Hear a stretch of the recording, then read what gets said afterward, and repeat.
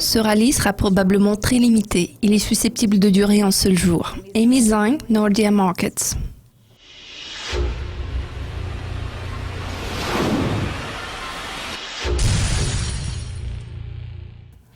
Après le retour des investisseurs chinois de vacances, le yuan a progressé contre le dollar à l'ouverture des échanges au début de la semaine.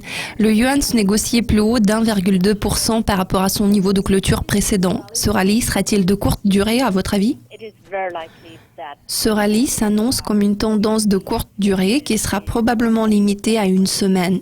La raison derrière est que les autorités chinoises ne sont pas intéressées dans des mouvements abrupts du yuan, qu'il s'agisse d'une hausse ou d'une baisse. Au cours des quelques derniers mois, nous avons observé une chute prononcée du yuan chinois contre le dollar américain. Le marché a réagi par une nette pression à la dépréciation sur le yuan. Il est largement anticipé que le yuan poursuivrait son déclin contre le dollar américain. Si les autorités chinoises à Pékin permettaient au yuan chinois de se renforcer à plus long terme, ou bien pour une période de quelques semaines, le marché pourrait facilement passer de l'autre côté, tout en créant une pression haussière sur la paire. De toute évidence, ce n'est pas souhaitable pour Pékin. Voilà pourquoi nous sommes portés à croire que toute fluctuation aux alentours d'1% ne sera pas durable.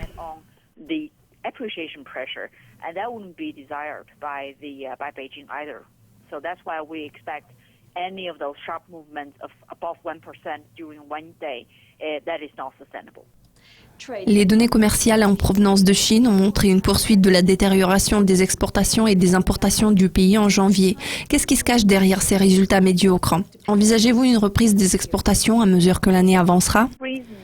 Il est à noter que le ralentissement en termes d'exportation s'explique notamment par une faible demande à l'échelle mondiale. Ce phénomène néfaste pèse actuellement sur plusieurs économies axées sur les exportations.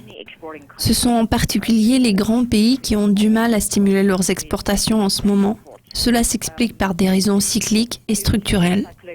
Je tiens à ajouter que l'économie mondiale traverse une période difficile à l'heure actuelle et il peut y avoir une transition de la chaîne d'approvisionnement mondiale en faveur de la chaîne d'approvisionnement régionale qui s'appuie sur des centres de fabrication régionaux. Tous ces facteurs combinés exercent un impact négatif sur les perspectives des exportations chinoises à l'heure actuelle. Je n'envisage pas de reprise substantielle des exportations chinoises cette année.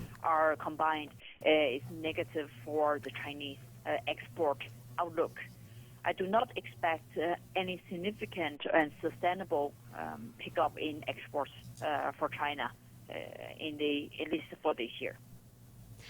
Quel est votre pronostic à long terme pour la paire dollar-yuan et pourquoi ? Dans un intervalle de 12 mois, la paire est susceptible de se maintenir aux alentours de son niveau courant. Nous pouvons anticiper un léger recul par rapport au niveau actuel, mais de toute façon, il ne sera pas significatif. La raison derrière est que le marché est censé continuer à exercer une pression à la dépréciation sur le yuan parce que le ralentissement de la croissance chinoise ne passe pas inaperçu sur les marchés. Cette tendance est susceptible de se poursuivre dans les prochaines années. Le deuxième facteur important est que le marché remet de plus en plus en cause la capacité, pas la volonté, mais surtout la capacité de la Banque centrale de Chine d'intervenir sur les marchés d'échange. Cela s'explique notamment par une forte baisse des réserves de change. Ce doute, qui devient de plus en plus apparent sur le marché, ne sera pas facile à éliminer. Nous pouvons en déduire qu'une accentuation des pressions à l'affaiblissement est plus probable que l'apparition des pressions au renforcement.